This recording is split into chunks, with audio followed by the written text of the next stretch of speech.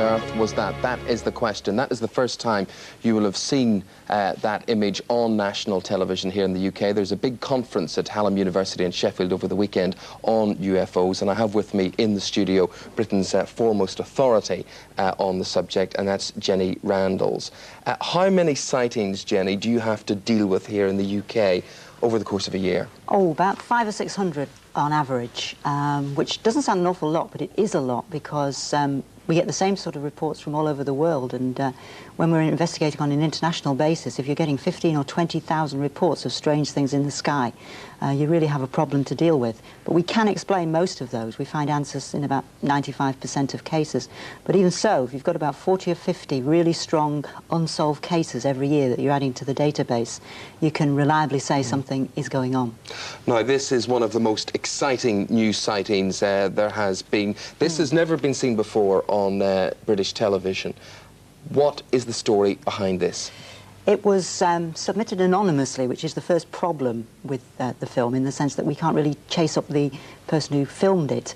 It appears to have come from some sort of an official source, because the allegation is that when it was taken in a remote area of Ontario in Canada in August 1991, the military were present and supposedly even recovered the object, which was in trouble.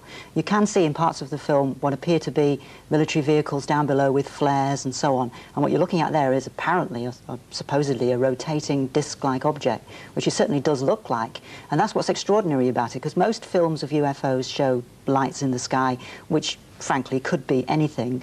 And although, of course, with modern technology, with what you can do with trick photography, you can always argue that maybe that is a hoax, and we can never be sure until we've adequately investigated it. Okay. At first glance, it looks impressive. How do you approach these things? Do you approach these things wanting to believe, wanting to disprove? I mean, what is your approach? Absolutely not. We work on the premise that there's probably going to be an explanation, and we have to try and find it. So it's very much like being a detective, sifting the clues, trying to find the answer, which can take many years. We've had films which has taken us 15 years to get to the bottom of. Now, that one has whet your appetite, certainly. Yes, it's one of the things that we'll look at first and say, we should spend more time on this.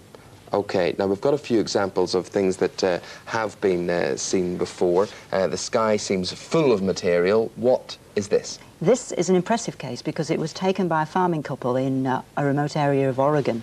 And it shows an object which is approximately 40 feet across. It's been subjected to all kinds of analysis involving computers, which can expose most hoaxes. They'll show bits of string that are holding up models and things like that. The computer program demonstrates that this is a large object, so it's not an obvious hoax of any kind. Goodness me. Right, next one.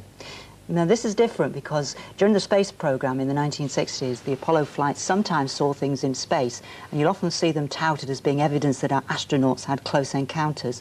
In actual fact, what this is, we think, are the bolts on the outside of the windows reflecting the sunlight so strongly, because there's no atmosphere, of course, to sift them through. All kinds of things like that happen. In fact, sometimes there's evidence of waste matter emitted by the craft floating around in orbit, so sort of the spacemen boldly going where no one had gone before, I suppose, in a way.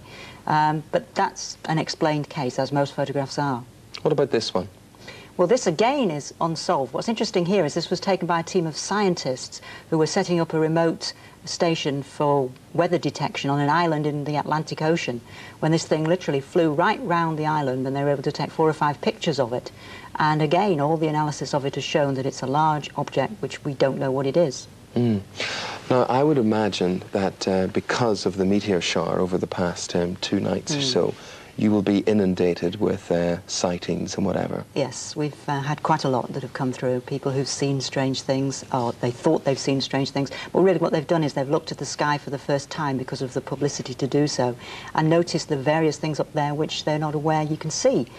Meteors included, but also things like satellite debris re-entering the atmosphere, satellites that go across the Earth's orbit and things like that, and laser shows as well, which are a particularly spectacular problem for us because they happen all over the place, and lots of people think they're UFOs. So things like this UFO conference at the weekend in Sheffield, and indeed the extensive research and publications which you produce, you rely obviously on people getting in touch. Now, what we want to do is just appeal directly to you at home. If you think you have spotted a UFO something you can't explain, you've got it on film, you've got it on video, whatever, and you want more information, you want it analysed, then write and send it to UFO Research Association, 37